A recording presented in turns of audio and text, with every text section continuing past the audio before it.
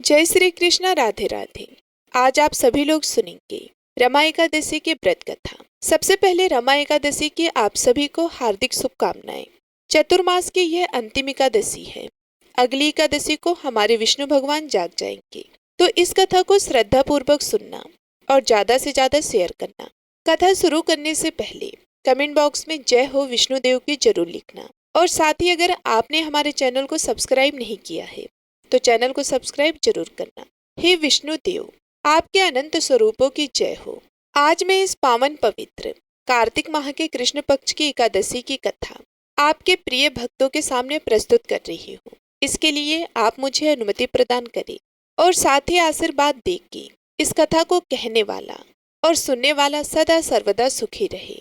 एक समय की बात है कि धर्मराज युधिष्ठिर कहने लगे कि हे भगवान, कार्तिक कृष्ण एकादशी का नाम क्या है, इसकी विधि क्या है, इसका व्रत करने से क्या फल मिलता है, सो आप मुझे विस्तार पूर्वक बताइए, मैं सुनने की इच्छा रखता हूँ। तो युधिष्ठिर की बात सुनकर श्री कृष्ण भगवान बोले कि कार्तिक मास के कृष्ण पक्ष की यह एकादशी रमा एकादशी के नाम से जानी जाती है। यह बड़े बड़े पापों का नाश करने वाली है। इसका महानतम आज मैं तुम्हें कहता हूँ, ध्यान पूर्वक सुनना। हे राजन, प्राचीन काल में मुचुकुंद नाम का एक राजा रहता था। उसकी इंद्र के साथ मित्रता थी और साथ ही यम, कुबेर, वरुण और विभीषण भी उसके मित्र थे। यह राजा बड़ा ही धर्मात्मा, विष्णु भक्त और न्याय के साथ राज करता था। उसकी प्रजा बहुत ही सुखी थी। वह राजा हमेशा एकादशी का व्रत किया करता था। व्रत के पूरे नियमों का पालन करके व्रत कथा सुनता था और द्वादशी को ब्राह्मणों को भोजन करवाने के बाद ही स्वयं भोजन किया करता था। पर जब भी कार्तिक मास के कृष्ण पक्ष की रमा एकादशी आती तो पूरे नगर वासियों से उस एकादशी का व्रत करवाता था और प्रजा भी बड़ी ही श्रद्धा पूर्वक रमा एकादशी का व्रत किया करती थी। उस राजा की एक पुत्री थी, उसका नाम था चंद्रभागा। जब वे कन्या विवाह योग्य हुई तो उसका विवाह चंद्रसेन के पुत्र शोभन के साथ कर दिया गया। एक समय शोभन ससुराल आया हुआ था। उन्हीं दिनों जल्द ही पुण्यदायिनी रमा एकादशी आने वाली थी। जब व्रत का दिन समीप आया तो चंद्रभागा के मन में अत्यंत सोच उत्पन्न हुआ कि मेरे पति तो अत्यंत दुर्लभ हैं और कमजोर भी हैं। मेरे पिता की आज्ञा बहुत ही कठोर है। यहाँ रहने वाले हर व्यक्ति को रमा एकादशी का व्रत करना पड़ता है, तो मेरे पति ऐसा कठिन व्रत कैसे रख पाएंगे। इस तरह वे सोच सोच कर बहुत ही दुखी हो रही थी। तो 10वीं के दिन ही राजा ने ढोल बजाकर सारे राज्य में ये घोषणा करवा दी कि एकादशी को भोजन नहीं करना है और सभी नगर वासियों को रमा एकादशी का व्रत रखना है। जैसे ही ये घोषणा शोभन ने सुनी तो उसे बहुत ही चिंता हुई। उसने अपनी पत्नी से कहा कि हे प्रिय, अब क्या करना चाहिए। मैं तो किसी भी प्रकार भूख सहन नहीं कर सकूंगा। ऐसा उपाय बताओ जिससे मेरे प्राण भी बच जाएं और कोई नाराजगी भी ना हो, अन्यथा अगर मैंने व्रत रखा तो अवश्य ही मेरे प्राण चले जाएंगे। तो चंद्रभागा कहने लगी कि हे स्वामी, मेरे पिता के राज्य में एकादशी के दिन कोई भी भोजन नहीं करता। यहाँ तक कि हाथी, घोड़ा, ऊंट, बिल्ली, कोई भी पशु अन्न जल ग्रहण नहीं कर सकते। फिर मनुष्य का तो कहना ही क्या है। यदि आप भोजन करना चाहते हैं तो किसी दूसरे स्थान पर चले जाइए, क्योंकि यदि आप यहाँ पर रहना चाहते हैं तो आपको व्रत तो रखना ही पड़ेगा, क्योंकि मेरे पिताजी की आज्ञा बहुत ही कठोर है। मैं उनसे जाकर कुछ भी नहीं कह सकती। तो ये सुनकर शोभन कहने लगा कि हे प्रिय, मैं अवश्य ही व्रत करूंगा। जो मेरे भाग्य में होगा वे देखा जाएगा। फिर इस प्रकार से विचार करके शोभन ने व्रत रख लिया। और जब वह भूख व प्यास में अत्यंत पीड़ित होने लगा, जब सूर्य नारायण अस्त हो गए और रात्रि को जागरण का समय आया तो जो वैष्णव को अत्यंत हर्ष देने वाला था वे शोभन के लिए अत्यंत दुखदायी साबित हुआ। प्रातः काल होते होते शोभन के प्राण निकल गए। तब राजा ने सुगंधित काठ से उसका दाह संस्कार करवाया, परंतु चंद्रभागा ने अपने पिता की आज्ञा से अपने शरीर का त्याग नहीं किया और शोभन के अंत्येष्टि क्रिया के बाद में अपने पिता के घर में ही रहने लगी। रमा एकादशी के व्रत के प्रभाव से शोभन को मंदरांचल पर्वत पर धन धान्य से युक्त तथा शस्त्र से रहित एक सुंदर देवपुर प्राप्त हुआ। वे अत्यंत सुंदर रतन और वेदमणि जट स्वर्ण के खंभों पर निर्मित अनेक प्रकार की मणियों से सुशोभित भवन में बहुमूल्य वस्त्र, आभूषणों तथा छत्र व चावर से विभूषित गंधर्व और अप्सराओं से युक्त सिंहासन पर आरूढ़ ऐसा शोभायमान होता था मानो दूसरा इंद्र विराजमान हो। इसी तरह समय बीतता गया। एक समय मुचुकुंद नगर में रहने वाले एक सोम शर्मा नामक ब्राह्मण यात्रा करता हुआ घूमता घूमता उधर जा निकला। जैसे ही उसने शोभन को देखा तो उसने तुरंत ही पहचान लिया कि ये तो राजा का जमाई शोभन है। तो ये सोचकर वह उसके निकट गया। शोभन ने भी उसे पहचान लिया और अपने आसन से उठकर उसके पास आया और प्रणाम करके कुशल मंगल पूछ के प्रश्न किया। तो ब्राह्मण ने कहा कि राजा मुचुकुंद और आपकी पत्नी कुशल है। नगर में सभी प्रकार से सारे कुशल मंगल है, परंतु हे राजन, हमें आश्चर्य हो रहा है। आप अपना वृतांत कहिए कि ऐसा सुंदर नगर जो ना कभी देखा ना कभी सुना, वह आपको कैसे प्राप्त हुआ। तब शोभन बोला कि कार्तिक मास की रमा एकादशी का व्रत करने से मुझे यह नगर प्राप्त हुआ है, परंतु ये अस्थिर है। यह स्थिर हो जाए ऐसा उपाय कीजिए। तो ब्राह्मण कहने लगा कि हे राजन, यह स्थिर क्यों नहीं है और यह स्थिर कैसे हो सकता है, आप बताइए, फिर मैं अवश्य वह उपाय करूंगा। मेरी इस बात को आप मिथ्या ना समझिए। तो शोभन ने कहा कि मैंने इस व्रत को श्रद्धा रहित होकर किया है, अतः यह सब कुछ अस्थिर है।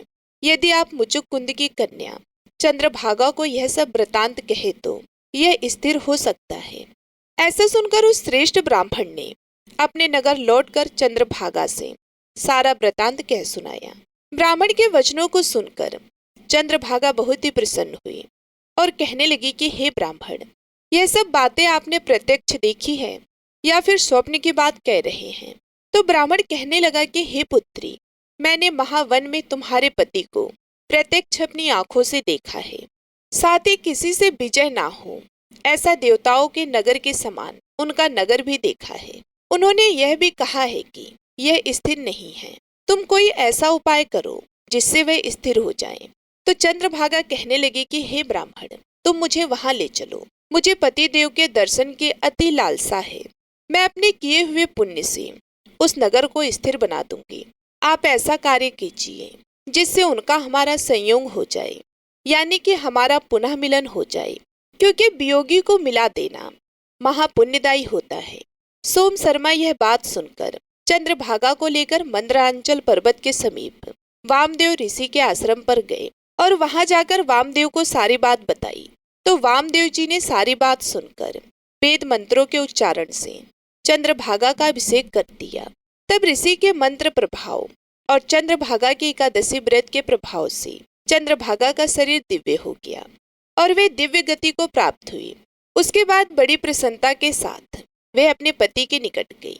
अपनी प्रिय पत्नी को आते देखकर अति प्रसन्न हुआ और उसे बुलाकर अपनी बाईं तरफ बिठा लिया।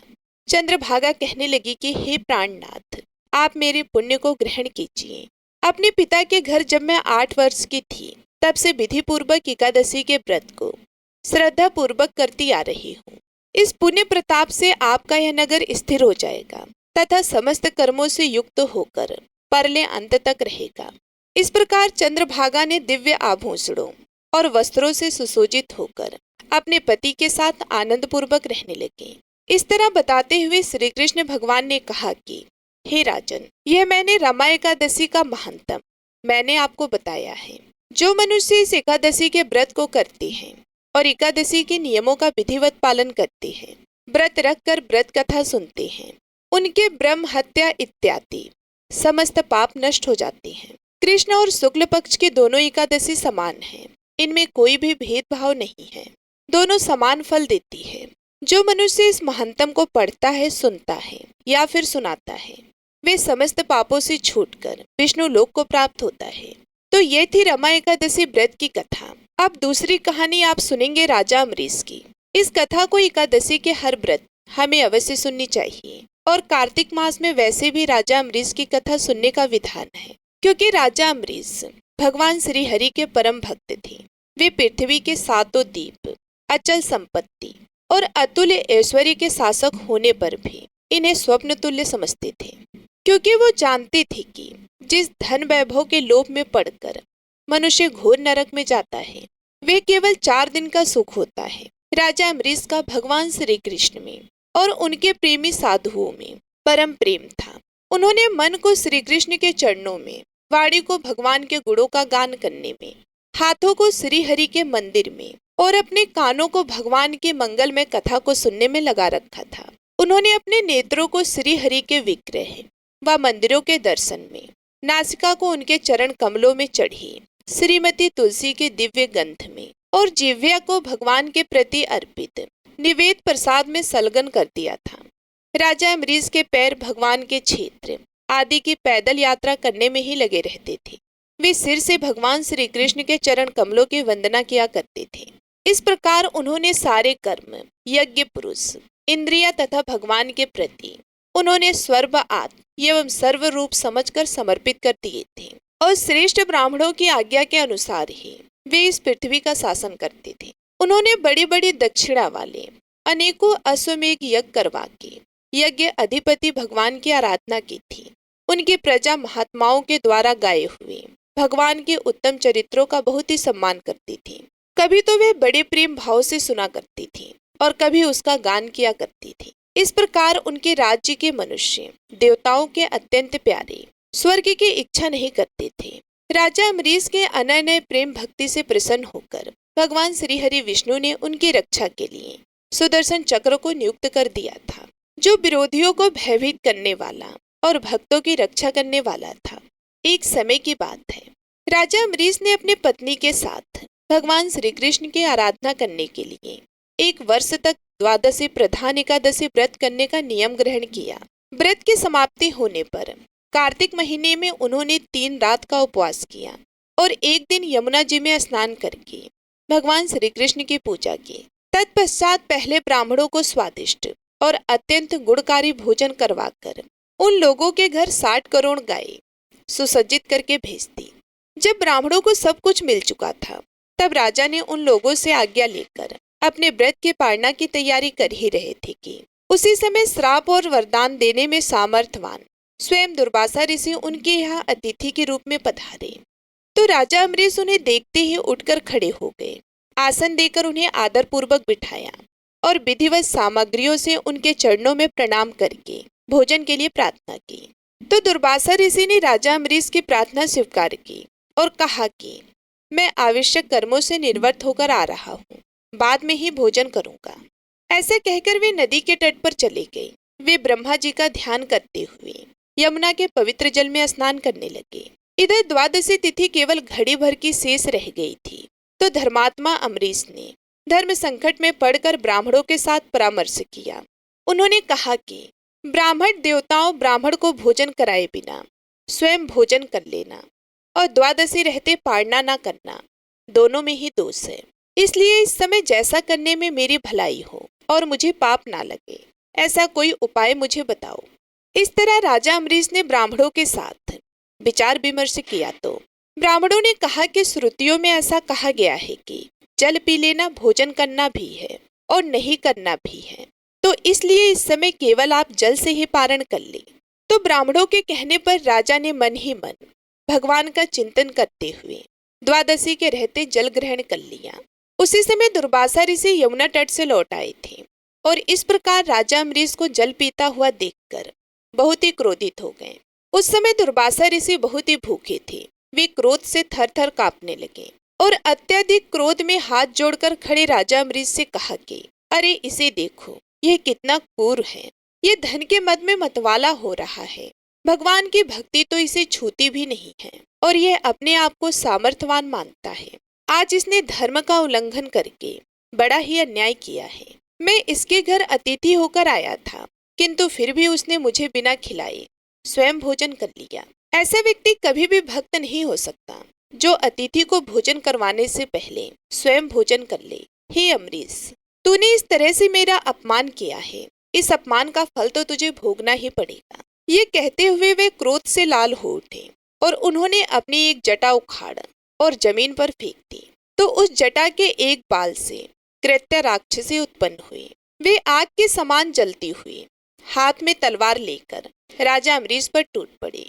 परम पुरुष परमात्मा ने अपने सेवक की रक्षा के लिए पहले से ही सुदर्शन चक्र को नियुक्त कर रखा था। जैसे आग क्रोध से घेरते हुए सांप को भस्म कर देती है, वैसे ही सुदर्शन चक्र ने दुर्वासा जी की कृत्या को जलाकर ढेर कर दिया। जब दुर्वासा जी ने देखा कि मेरी बनाई हुई कृत्या तो जल रही है और वे चक्कर मेरी तरफ आ रहा है, वे अपने प्राणों को बचाने के लिए वहां से भागने लगे। जैसे ऊंची ऊंची लपटों वाला दवानल सांप के पीछे दौड़ता है, वैसे ही भगवान का चक्र तो मेरे पीछे ही लग गया है। तब दुर्वासा ऋषि जी दिशा, आकाश, पृथ्वी, अतल बितल आदि नीचे के लोक, समुन्दर, लोकपाल और उनके द्वारा सुरक्षित लोक एवं स्वर्ग लोक तक गए। परंतु जहां जहां वो गए, वे सुदर्शन चक्र उनके पीछे पीछे वहां लगा रहा। लेकिन दुर्वासा ऋषि को अपना कोई रक्षक नहीं मिला, तो वे और भी डर गए और अपने प्राण बचाने के लिए वे देव शिरोमणि ब्रह्मा जी के पास गए और बोले कि हे पितामह, आप स्वयं भू हैं, भगवान के इस तेजोमय सुदर्शन चक्र से मेरी रक्षा कीजिए। तो ब्रह्मा जी ने कहा कि हे दुर्वासा जी, मैं शंकर जी, दक्ष, रघु आदि प्रजापति, भूतेश्वर आदि सब जिनके बनाए नियमों में बंधे हैं तथा जिनकी आज्ञा सिरोधार्य करके हम लोग संसार का हित करते हैं, उनके भक्त के द्रोही को बचाने में हम सामर्थ्यवान नहीं हैं। जब ब्रह्मा जी ने इस प्रकार दुर्वासा ऋषि को निराश कर दिया, तब भगवान के सुदर्शन चक्र से संतप्त होकर वे कैलाशवासी भगवान शंकर की शरण में गए। तो शंकर जी ने कहा कि हे दुर्वासा ऋषि, जिनसे पैदा हुए अनेक ब्रह्मांड में हमारे जैसे हजारों चक्कर काटते हैं, यह चक्कर उन्हीं विशेश्वर का शस्त्र है। यह हम लोगों के लिए असंभव है, तुम उन्हीं के शरण में जाओ, वे भगवान ही तुम्हारा मंगल करेंगे। तो निराश होकर दुर्वासा ऋषि श्री हरि भगवान के परम धाम वैकुंठ की तरफ भागे और पीछे पीछे उनके चक्कर लगा हुआ था। दुर्वासा ऋषि तो भगवान के चक्कर की आग से जल रहे थे। वे भगवान के श्री चरणों में गिर पड़े और उन्होंने कहा कि हे अच्युत, हे अनंत, आप संतों के एकमात्र इच्छित है। हे प्रभु, संपूर्ण जगत के जीवन दाता, मैं अपराधी हूँ, आप मेरी रक्षा कीजिए। आपका परम प्रभाव ना जानने के कारण ही मैंने आपके प्यारे भक्त का अपमान किया है। हे प्रभु, अब आप ही मुझे बचा सकते हैं। तो श्री भगवान ने कहा कि हे दुर्वासा जी, मैं सर्वदा भक्तों के अधीन हूँ, मुझे तनिक भी स्वतंत्रता नहीं है। जो भक्त स्त्री, पुत्र, ग्रह, गुरुजन, प्राणी इस लोक और परलोक सबको छोड़कर केवल मेरी शरण में आ गए हैं, तो उन्हें छोड़ने का संकल्प भी मैं कैसे ले सकता। इसमें संदेह नहीं है कि ब्राह्मणों के लिए तपस्या और विद्या परम कल्याण के साधन है, परंतु यदि ब्राह्मण उद्दंड और अन्यायी हो जाए तो वे ही दोनों उल्टा फल देने लगते हैं। अतः हे दुर्वासा जी सुनिए, मैं आपको एक उपाय बताता हूँ, जिसका अनिष्ट करने से आपको इस विपत्ति में आना पड़ा। आप उसी के पास जाइए और उन्हीं से क्षमा मांगिए, तभी आपको शांति मिलेगी। तो श्री हरि के वचनों को सुनते ही दुर्वासा ऋषि उल्टे पांव फिर भागे। सुदर्शन चक्र की ज्वाला से जलते हुए दुर्वासा ऋषि लौटकर राजा अम्बरीश के पास आए। राजा अम्बरीश वहीं पर खड़े उनका इंतजार कर रहे थे। जैसे ही ऋषि दुर्वासा को देखा तो कहा कि हे ऋषिवर, आप कहाँ चले गए थे? मैं आपका कब से इंतजार कर रहा हूँ। तो महर्षि दुर्वासा ने चक्र की ओर इशारा करते हुए अत्यंत दुखी होकर राजा अम्बरीश के पैर पकड़ लिए। तो दुर्वासा जी की यह चेष्टा देखकर और उनके चरण पकड़ने से होकर राजा अम्बरीश भगवान के चक्र की स्तुति करने लगे। अम्बरीश ने कहा कि हे प्रभु सुदर्शन, आप अग्नि स्वरूप हैं, भगवान के प्यारे, हजार दांतों वाले, हे चक्रदेव, मैं आपको नमस्कार करता हूँ। समस्त अस्त्र शस्त्रों को नष्ट कर देने वाले एवं पृथ्वी के रक्षक, आप इन ब्राह्मण की रक्षा कीजिए। आप कृपया करके हमारे कुल के भाग्य उदय के लिए दुर्वासा जी का कल्याण कीजिए। हमारे पर यह आपका महान अनुग्रह होगा यदि मैंने कुछ भी दान किया हो, यज्ञ किया हो अथवा अपने धर्म का पालन किया हो, यदि हमारे वंश के लोग ब्राह्मणों को ही अपना आराध्य देव समझते रहे हो, तो दुर्वासा जी की जलन मिट जाए। हे भगवान, समस्त गुणों के एकमात्र आश्रय स्थल हैं। यदि मैंने समस्त प्राणियों की आत्मा के रूप में उन्हें देखा है और वह मुझसे प्रसन्न है, तो दुर्वासा जी के हृदय की सारी जलन समाप्त हो जाए। जब राजा अम्बरीश ने दुर्वासा जी को सब ओर से चलाने वाले भगवान के सुदर्शन चक्र की इस प्रकार स्तुति की, तब उनकी प्रार्थना से सुदर्शन चक्र शांत हो गया। जब दुर्वासा चक्र की आग से मुक्त हुए और उनका चित्त स्वस्थ हुआ, तो वे राजा अम्बरीश को अनेक उत्तम आशीर्वाद देते हुए उनकी प्रशंसा करने लगे और कहा कि धन्य है, आज मैंने भगवान के प्रेमी भक्तों का महत्व देखा। हे राजन, मैंने आपका अपमान करके अपराध किया है, फिर भी आप मेरे लिए मंगल कामना कर रहे हैं। महाराज अम्बरीश, आपका हृदय करुणा भाव से परिपूर्ण है। आपने मेरे ऊपर महान अनुग्रह किया है। आपने अपने अपमान को भुलाकर मेरी रक्षा की है, क्योंकि जब सुदर्शन चक्र से भयभीत होकर ऋषि दुर्वासा भाग रहे थे, तब से लेकर उनके लौटने तक 1 वर्ष का समय बीत गया था। तो 1 साल तक राजा अम्बरीश दुर्वासा ऋषि के लौटने की आकांक्षा से केवल जल पीकर ही रहे। पूरे 1 साल तक राजा अम्बरीश ने भोजन नहीं किया। वे दुर्वासा ऋषि के लौटने की राह देख रहे थे। तो जैसे ही दुर्वासा ऋषि आए तो उन्हें प्रसन्न होकर विधि पूर्वक भोजन करवाया, और दुर्वासा ऋषि ने भी बहुत संतुष्ट होकर राजा अम्बरीश के गुणों की प्रशंसा की और ढेरों आशीर्वाद देते हुए उनसे अनुमति लेकर आकाश मार्ग से प्रस्थान किया। दुर्वासा ऋषि के जाने के बाद उनके भोजन से बचे हुए अत्यंत पवित्र अन्न को राजा ने सहपरिवार ग्रहण किया, और कुछ वर्ष बीतने पर राजा अम्बरीश ने अपने ही समान भाग पुत्रों पर राज्य का भार छोड़ दिया और स्वयं वन में चले गए। वहां से बड़ी धीरता के साथ आत्मस्वरूप भगवान में गुणों के प्रवाह रूपी संसार से मुक्त हो गए। हे विष्णु भगवान, हे कृष्ण कन्हैया, जिस प्रकार आपने राजा अम्बरीश की रक्षा की, उसी तरह हमारी भी करना। कहानी कहने वालों की और कहानी सुनने वालों की दोनों पर अपनी कृपा दृष्टि बनाए रखना। तो अब आप सभी लोग सुनेंगे कार्तिक मास का महात्म। जब कार्तिक मास की हम एकादशी का व्रत रखते हैं, चाहे शुक्ल एकादशी हो या फिर कृष्ण पक्ष की एकादशी हो, जब कार्तिक मास की हम एकादशी का व्रत रखते हैं, चाहे वो शुक्ल एकादशी हो या फिर कृष्ण पक्ष की एकादशी हो, हमें कार्तिक मास का महात्म अवश्य सुनना चाहिए। एकादशी के दिन सुनने से हमें पूरे माह का फल प्राप्त होता है। अतः इस एकादशी की संपूर्ण व्रत कथा को श्रद्धा पूर्वक पूरा सुनना। जितना हो सके ज्यादा से ज्यादा अपने रिश्तेदारों में और मित्रगणों में शेयर भी करना, और हर कहानी के साथ कमेंट बॉक्स में जय हो श्री विष्णु भगवान की अवश्य लिखना। तो आइए सुनते हैं कार्तिक मास महात्म्य कथा। बोलिए श्री हरि विष्णु के अनंत स्वरूपों की जय हो। नैमिषारण्य तीर्थ में श्री सूत जी ने 88,000 सनकादिक ऋषियों से कहा कि अब मैं आपको कार्तिक मास की कथा विस्तार पूर्वक सुनाता हूँ, ध्यान पूर्वक सुनना। इसे सुनने मात्र से ही मनुष्य के सभी पाप नष्ट हो जाते हैं और अंत समय में वैकुंठ धाम की प्राप्ति होती है। सूत जी कहते हैं कि भगवान श्री कृष्ण जी से अनुमति लेकर देवर्षि नारद के जाने के बाद में तो सत्यभामा जी आनंदित होती हुई बोली, हे नाथ, मेरा जीवन सफल है। मैं आप जैसे विश्व बंधित पति को प्राप्त करके कृतार्थ हुई। मेरे माता पिता धन्य हैं जिन्होंने मुझे जन्म दिया। जो आपको 16,000 रानियों में आपकी अत्यंत प्यारी हूँ। मैंने कल्प वृक्ष आदि पुरुष आपके साथ नारद जी को विधि पूर्वक दान में दिया था, परंतु वही कल्प वृक्ष आज मेरे गृह में सदा लहराया करता है।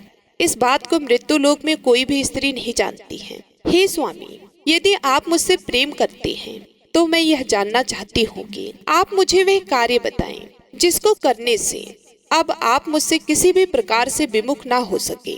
मैं यह अपने हित से आपसे जानना चाहती हूँ। श्री सूत जी कहने लगे, हे ऋषियों, सत्यभामा के ऐसे वचनों को सुनकर श्री कृष्ण जी हंसने लगे। उन्होंने विलास भाव से सत्यभामा की बाहें पकड़ ली और उसे कल्प वृक्ष के नीचे ले गए। वहां प्रेम भाव से वे कहने लगे, हे प्रिय, 16 सहस्त्र रानियों में तुम प्राणों की तरह प्रिय हो और तुम्हारे कारण ही मेरा देवताओं तथा देवराज इंद्र से विरोध हुआ है। श्री सूत जी बोले, यह विरोध इस बात पर हुआ था कि एक दिन श्री कृष्ण जी सत्यभामा सहित गरुड़ पर सवार होकर जब इंद्रलोक में जा पहुँचे और वहाँ सत्यभामा की इच्छा की पूर्ति हेतु इंद्र से कल्प वृक्ष मांगा था। इंद्र के ना देने पर गरुड़ और इंद्र का घोर युद्ध हुआ था। गौलोक में गौ और गरुड़ के मध्य होने वाले इस युद्ध में गरुड़ के चोट से गौओं के कान और पूंछ कटने से जहाँ जहाँ रुधिर गिरा था, वहाँ उसके कान से तंबाकू और रुधिर से मेहंदी की उत्पत्ति हुई। गरुड़ के पंख जहाँ गिरे थे, वहाँ से गोभी की उत्पत्ति हुई। इसी कारण इन वस्तुओं का सेवन मोक्ष की प्राप्ति नहीं होने देता। गौओं के सींग से गरुड़ के 3 पंख टूटकर जो पृथ्वी पर गिरे, उनसे नीलकंठ मोर और चकवा चकवी पक्षी उत्पन्न हुए। इससे नीलकंठ मोर और चकवा चकवी को देखने पर गरुड़ जी के दर्शन का फल प्राप्त होता है। सूत जी कहने लगे, श्री कृष्ण ने सत्यभामा से कहा कि हे प्रिय, मैं तुम्हें हर वस्तु तुम्हारे मांगने पर उपलब्ध करा सकता हूँ, तब क्या? इस आश्चर्यजनक प्रश्न का उत्तर नहीं दूंगा, तुम जो भी पूछना चाहो मुझसे पूछो। तब सत्यभामा ने कहा कि हे स्वामी, आप मुझे बताएं कि पूर्व जन्म में मैं किसकी पुत्री थी, मेरा स्वभाव कैसा था, मैंने कौन से दान तप व्रत आदि शुभ कार्य किए थे जिससे मैं आपकी अर्धांगिनी बनी। तब श्री कृष्ण भगवान बोले, हे प्रिय, मैं तुम्हें यह सब वृतांत कहता हूँ, तुम ध्यान पूर्वक सुनो। पूर्व समय में सतयुग के अंत में मायापुरी नामक स्थान में देव शर्मा नामक अग्नि गोत्र में उत्पन्न एक ब्राह्मण निवास करता था। वे सभी वेदों का नित्य पाठ करता, हवन और सूर्य देव की पूजा किया करता। इसी कारण वे सूर्य की भांति तेजवान था। उसके वृद्धावस्था में गुणवती नामक कन्या पैदा हुई। विवाह योग्य होने पर उस पत्नीहीन ब्राह्मण ने अपनी कन्या का विवाह अपने शिष्य चंद्र शर्मा के साथ कर दिया। चंद्र शर्मा अपनी भार्या गुणवती के साथ अपने ससुर की कुटिया पर रहने लगा। एक समय दोनों ससुर जमाता कुश तथा समधा लेने के लिए हिमालय की तलहटी में पहुंच गए। वहां उन्होंने अपने सामने एक भयानक राक्षस को पाया तो भय से उनके शरीर शिथिल हो गए। उनमें वहां से भागने की भी शक्ति नहीं रही। उस काल रूपी राक्षस ने उन दोनों को मार डाला। धर्मात्मा होने के कारण तथा सूर्य पूजक होने से दोनों को मेरे पार्षद वैकुंठ लोक को ले गए। शिव, गणेश, सूर्य देव और विष्णु की उपासना पूजा करने वाले सभी धर्मात्मा व्यक्ति स्वर्ग की प्राप्ति करते हैं। मैं अलग होता हुआ भी काल और कर्मों के भेद से पांचों रूपों में व्याप्त हूँ। वे दोनों तेजस्वी मेरे रूप को धारण करके विमान पर चढ़कर मेरे लोक में रहकर दिव्य भोगों को भोगने लगे। सूत जी कहने लगे, श्री कृष्ण भगवान ने आगे का हाल सुनाते हुए कहा कि अपने पिता और पति की मृत्यु का हाल सुनकर गुणवती अत्यंत दुखी हुई और रुदन करने लगी, हे स्वामी, हे पिता, आप लोग मुझे किसके सहारे छोड़कर चले गए? मेरा निर्वाह कैसे होगा? यह कौन करेगा? मेरे पास तो कुछ भी नहीं है, मैं किसकी शरण में जाऊं? वैधव का यह कोप मेरे ऊपर किस प्रकार हुआ? अब मैं कहाँ जाऊं, कहाँ बैठूं और क्या करूं? श्री कृष्ण बोले, इस प्रकार विलाप करती हुई, केले के पत्ते की भांति कांपती हुई वह अंत में धरती पर गिर पड़ी। कुछ समय बाद जब वह सावधान हुई तो उठकर पुनः विलाप करने लगी। कुछ समय वह शोक सागर में डूबी रही। इसके बाद उसने घर की वस्तुओं को बेचकर द्रव्य एकत्रित किया और तब अपने पिता और पति की परलौकिक क्रियाएं संपन्न करके वे अपनी इंद्रियों को वश में रखी। शुद्ध सात्विक जीवन उसी नगरी में बिताने लगी। वह अपने जीवन पर्यंत सभी एकादशी और कार्तिक मास के व्रत आदि को करती हुई अंत में मोक्ष को प्राप्त हुई। हे प्रिय, कार्तिक मास का व्रत तथा एकादशी के सभी व्रत मुझे अत्यंत प्रिय हैं। कार्तिक मास में तुला राशि पर सूर्य के निकलने पर प्रातः काल के स्नान का बहुत ही महत्व होता है। यह मुक्ति का दाता है। कार्तिक मास में स्नान आदि धार्मिक कार्यों से पुत्र आदि संपत्ति प्राप्त होती है। भगवान श्री विष्णु जी के मंदिर की सफाई, धुलाई, विष्णु जी की सेवा, पूजा, कथा और कीर्तन करना सुख संपत्ति तथा ऐश्वर्य प्रदान करता है। यदि मन से कोई भी व्यक्ति कम से कम 3 दिन भी प्रतिवर्ष इन पुण्य कीर्तियों को करता हुआ पूरे मास व्रत करता है तो उसे जीवन में सुख शांति मिलती है। गुणवती हर वर्ष कार्तिक मास का व्रत और विष्णु जी का नित्य पूजन करती रहती थी। एक समय वृद्धावस्था होने पर, दुर्बल होते हुए और ज्वर से पीड़ित रहने पर भी वे कार्तिक मास में गंगा स्नान को गई। वे ज्यों ही पानी में उतरी तो अत्यंत शीतलता से ठिठुरने लगी। वे थर थर कांपती हुई जल में गिर गई। उसी समय गुणवती ने आकाश से विमान उतरता हुआ देखा जिस पर गरुड़ की ध्वजा लगी थी। उस विमान में बैठकर वे मेरे समक्ष आई। जब कंस आदि असुरों के संहार के लिए ब्रह्मा आदि देवताओं की स्तुति करने पर मैंने इस लोक में अवतरण किया तो मेरे साथ तुम भी आई। यथा समय मेरे गणों ने भी यहाँ दानवों के रूप में जन्म लिया। हे प्रिय, इस जन्म में देव शर्मा तुम्हारे पिता सत्यजीत है तथा तुम्हारा वह पति इस जन्म में अंकुर है। हे शुभे, तुम वही गुणवती हो जो जितेंद्रिय रहकर तथा कार्तिक का स्नान और व्रत करके उचित पालन से मुझको प्राप्त करती है।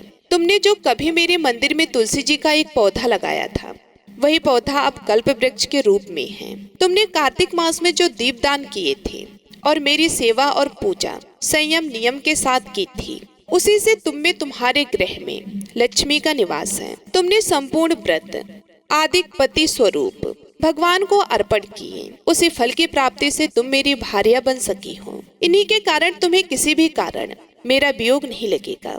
हे प्रिय, यज्ञ दान तप आदि करने वाले मनुष्यों को तो कार्तिक मास के व्रत स्नान से प्राप्त होने वाले फल का 1/2 भाग भी प्राप्त नहीं होता। श्री सूत जी कहने लगे, हे ऋषियों, अपने पूर्व जन्म का यह वर्णन सुनकर सत्यभामा जी अत्यंत प्रसन्न हुई और भगवान श्री कृष्ण को नमस्कार करके कहने लगी, जय श्री राधे कृष्णा। अब आप सुनिए तुलसी माता की कथा। एक बार एक गांव में एक बुजुर्ग महिला रहा करती थी। वह बहुत ही पूजा पाठ किया करती थी। वह रोज तुलसी माँ की पूजा करती थी। वह बुजुर्ग महिला रोज तुलसी माता से कहती कि हे तुलसी माँ, तुम मुझे बहू दो, पीताम्बर की धोती दो, मीठा मीठा ग्रास दो, बैकुंठ में वास दो, चटक की चाल दो, पटक की मौत दो, चंदन का काट दो, रानी सा काज दो, दाल भात का भोजन दो, 11 की मौत दो और कृष्ण जी का कंधा दो। वे बुजुर्ग महिला हर महीने में तुलसी माता की रोज पूजा करती और उनके विरले को रोज सींचती। तुलसी माता बुजुर्ग महिला की बात सुनकर धीरे धीरे सूखने लगी। तभी भगवान श्री कृष्ण जी ने देखा कि तुलसी माता सूख रही हैं और तभी एक दिन भगवान श्री कृष्ण तुलसी माता जी के पास प्रकट हुए और भगवान श्री कृष्ण जी ने तुलसी माता से पूछा कि तुम क्यों सूख रही हो? सभी महिलाएं तुम्हारी पूजा करती हैं और तुमको रोज सींचती हैं, लेकिन फिर भी तुम सूखती जा रही हो, इसका कारण क्या है? जिसके बाद तुलसी माता ने भगवान श्री कृष्ण जी से कहा कि हे प्रभु, एक बुजुर्ग महिला मेरे पास रोज आती है और रोज एक ही बात बोलती है। कहती है कि हे तुलसी माता सबकी दाता, मैं तेरा बिरला सींचती हूँ, तुम मुझे बहू दे, पीताम्बर की धोती दे, मीठा मीठा ग्रास दे, बैकुंठ में वास दे, चटक की चाल दे, पटक के मौत दे, चंदन का काट दे, रानी सा रास दे, दाल भात का भोजन दे, 11 की मौत दे और कृष्ण जी का कंधा दे। मैं उस बुजुर्ग महिला की सारी मनोकामनाएं पूरी कर सकती हूँ, लेकिन उसकी एक मनोकामना पूरी नहीं कर सकती। मैं कृष्ण जी का कंधा कहाँ से दूंगी? भगवान श्री कृष्ण जी तुलसी माता की बात सुनकर जोर जोर से हंसने लगे और फिर भगवान श्री कृष्ण जी ने तुलसी माता जी से कहा कि तुम चिंता मत करो, जब एक बुजुर्ग महिला की मृत्यु होगी तब मौके पर मैं उसको कंधा दे दूंगा। अब सुबह जब वह पूजा करने आए तब कह देना कि सब कुछ तुम्हें मिल जाएगा। कुछ दिनों बाद वह वृद्ध महिला ठोकर खाकर रास्ते में गिरकर मर गई। पूरे गांव के सभी लोग आए और उस महिला को सभी लोग धर्मात्मा मानते थे। उसको तुलसी जी की डोकरी कहते थे।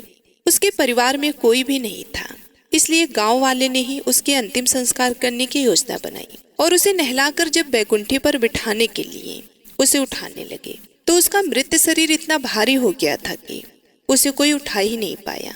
यह सब देखकर वहां के सभी लोग तरह तरह की बातें करने लगे और कहने लगे कि यह इतना पूजा पाठ करती थी, हर समय माला फेरती थी, इसलिए यह इतनी भारी हो गई है। वे पूरे गांव में चर्चा होने लगी कि डोकरी माई कोई भक्ति नहीं करती थी, ये छल कपट करती थी। हम जिसे धर्मात्मा समझते थे वह पापी है जो कि किसी से भी नहीं उठ पा रही है। यह इसके कर्मों की सजा है। इधर भगवान ने सोचा कि मेरे भक्तों की निंदा हो रही है, इसलिए भगवान ने बूढ़े ब्राह्मण का भेष धारण करके वहां पर आए और वहां पर एक व्यक्ति से पूछने लगे कि यहाँ पर इतनी भीड़ क्यों लगी है, जिससे लोग कहने लगे कि यह डोकरी माई मर गई है और पाप इतना था कि जिससे ये उठ नहीं पा रही हैं। सब उठा उठा कर थक गए। तब ब्राह्मण ने कहा कि मुझे एक बात डोकरी के कानों में कहने दो, फिर वे देखो कैसे उठती हैं। तो सभी लोगों ने कहा कि आप भी प्रयास करके देख लीजिए।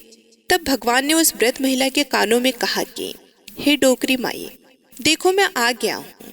और जो डोकरी पूजा करते समय शब्द कहती थी वह शब्द उसके कानों में कहने लगे, तू बिड़ला सींच, तेरा मैं करूँ निस्तारा, मेरा डोकरी माई बहू ले, बेटी ले पोता ले, लड्डू ले पीताम्बर की धोती ले, गहना ले घी का घड़ा ले, मीठा मीठा खीर और पूड़ी ले, दाल भात का भोजन ले, धन दौलत ले, बेटा पोता को ले, काम ले, तुलसी को पताका ले, मुंह में गंगा जल ले, 11 के दिन ले, चंदन को दाग ले, श्री कृष्ण जी का कंधा ले, इतना सुनते ही डोकरी हल्की हो गई। भगवान ने बोला आओ और उसको उठाओ। भगवान ने हाथ लगाया और डोकरी उठ गई। सबको बड़ा ही आश्चर्य हुआ। उसे खूब धूमधाम से ले जाया गया। भगवान उसे अपने कंधे पर ले गए। पूरे गांव में इसकी चर्चा होने लगी, जिससे उसको मुक्ति मिल गई और वह बैकुंठ में चली गई। सभी लोग देखते रहे। सभी लोगों ने देखा कि शमशान घाट तक तो ब्राह्मण साथ ही आया था, लेकिन अब वह दिखाई नहीं दे रहा। इससे लोगों को समझ में आ गया कि वो कोई और नहीं, स्वयं भगवान बूढ़े ब्राह्मण के रूप में आए थे। बोलिए श्री राधा कृष्ण भगवान की जय। बोलिए श्री तुलसी शालिग्राम जी की जय। अब आइए सुनते हैं लप्सी और तपसी की कथा, जो कि हर व्रत के बाद में अवश्य सुनना चाहिए, क्योंकि ऐसा कहा जाता है कि बगैर लप्सी और तपसी की कथा सुने बगैर कोई भी व्रत कथा पूर्ण नहीं होता। तो आइए बड़ी ही श्रद्धा से लप्सी और तपसी की कथा को सुनते हैं। एक लप्सी था, एक तपसी था। तपसी हमेशा भगवान की तपस्या करता था। तपसी हमेशा भगवान की तपस्या करता था, लेकिन उसे चोरी करने की आदत थी। लप्सी हमेशा सवा सेर की लप्सी बनाता और पहले भगवान को भोग लगाता, उसके बाद में स्वयं भोजन करता। दोनों भाइयों का यही नियम था। तो एक दिन किसी बात को लेकर दोनों में कहासुनी हो गई। तो तपसी बोला कि मैं रोजाना भगवान की तपस्या करता हूँ, इसलिए मैं बड़ा हूँ। तो लप्सी बोला कि मैं रोज भगवान को सवा सेर की लप्सी का भोग लगाता हूँ, इसलिए मैं बड़ा हूँ। ऐसा कहते हुए दोनों जोर जोर से लड़ने लगे। तभी वहां से नारद जी गुजर रहे थे। दोनों को लड़ता हुआ देखकर वहां आए और उनसे पूछा कि तुम दोनों क्यों लड़ रहे हो। तो दोनों ने अपने आप को बड़ा बताया और साथ में बड़ा होने का कारण भी बताया। तो नारद जी बोले कि मैं तुम्हारा फैसला कर दूंगा, कल आऊंगा, बता भी दूंगा कि तुम दोनों में से कौन बड़ा है। दूसरे दिन लप्सी और तपसी नहाकर अपनी रोज की भक्ति करने आए। तो नारद जी ने छुपकर 1.25 करोड़ की एक एक अंगूठी उन दोनों के आगे रख दी। जैसे ही भक्ति करते हुए तपसी की नजर उस अंगूठी पर पड़ी तो उसने चुपचाप उस अंगूठी को उठाई और अपने पैरों के नीचे दबा ली। लप्सी की नजर अंगूठी पर पड़ी, लेकिन उसने ध्यान नहीं दिया। उसने पहले भगवान को भोग लगाया और फिर स्वयं भोजन करने के लिए बैठ गया। थोड़ी देर बाद नारद जी सामने आए। तो दोनों ने पूछा कि अब बताओ, हम में से कौन बड़ा है। तो नारद जी ने तपसी से खड़ा होने के लिए कहा तो वे खड़ा हुआ। तो उसके पैर के नीचे दबी हुई अंगूठी दिखाई दी। तो नारद जी ने तपसी से कहा कि तपस्या तो तुम रोज करते हो, लेकिन इतनी तपस्या करने के बाद भी तुम्हारी चोरी करने की आदत नहीं गई। ये अंगूठी मैंने ही तुम दोनों के आगे रखी थी। मैं ये देखना चाहता था कि तुम दोनों में से किसके मन में लालच है। तो तुझे तो अंगूठी दिखाई पड़ते ही झट से अपने पैरों के नीचे दबा ली। लेकिन लप्सी का ध्यान अंगूठी पर जाने के बाद भी लप्सी ने अंगूठी को नहीं उठाया और ना ही ध्यान दिया। उसने सिर्फ अपने भगवान जी में ध्यान रखा, उन्हें भोग लगाया और बाद में स्वयं भोजन करने लगा। इसलिए लप्सी बड़ा है और तुम्हें तुम्हारी तपस्या का कोई भी फल मिलने वाला नहीं है। जितनी चाहे मर्जी तुम तपस्या कर लो, तुम्हें इसका कोई भी फल नहीं मिलेगा। तो तपसी को यह सुनकर बहुत ही दुख हुआ और वे शर्मिंदा होकर नारद जी से माफी मांगने लगा और कहने लगा, आज तक की मेरी गलती माफ करो और मुझे बताओ कि मेरी तपस्या का फल कैसे मिलेगा। आज के बाद कभी भी मैं चोरी नहीं करूंगा। तो नारद जी ने कहा कि यदि कोई गाय और कुत्ते को रोटी नहीं बनाएगा तो उसका फल तुझे मिलेगा। यदि कोई आदमी ब्राह्मण को भोजन करवा कर उसे दक्षिणा नहीं देगा तो उसका फल भी तुझे ही मिलेगा। अगर किसी को सूत वाली साड़ी अगर हम देते हैं, उसके ऊपर अगर भेंट स्वरूप कुछ रुपए नहीं देंगे तो उसका फल भी तुझे ही मिलेगा। अगर कोई व्यक्ति दिए से दिया जलाएगा तो उसका फल भी तुझे ही मिलेगा। अगर कोई औरत आंगन लीप कर चौका नहीं लीपेगी तो उसका फल भी तुझे ही मिलेगा। यदि कोई व्रत कथा में सारी कहानी सुन ले लेकिन तुम्हारी कहानी ना सुने तो उसका फल भी तुझे ही मिलेगा। उस दिन से हर व्रत कथा और कहानी के साथ लप्सी और तपसी की कहानी कही और सुनी जाती है। और कहानी सुनने के बाद में ऐसा कहना चाहिए कि हे भगवान, लप्सी को लप्सी का फल मिले, तपसी को तपसी का फल मिले और हमारी कहानी का फल हमें मिले। तो ये थी रमा एकादशी की संपूर्ण व्रत कथा। सुनकर आपको कैसा लगा कमेंट बॉक्स में जरूर बताना और साथ ही विष्णु भगवान की जय हो अवश्य लिखना और ज्यादा से ज्यादा इस कथा को विष्णु भक्तों में शेयर करना। भगवान श्री हरि विष्णु आपकी सारी मनोकामनाएं पूर्ण करें। जय श्री कृष्ण। राधे राधे।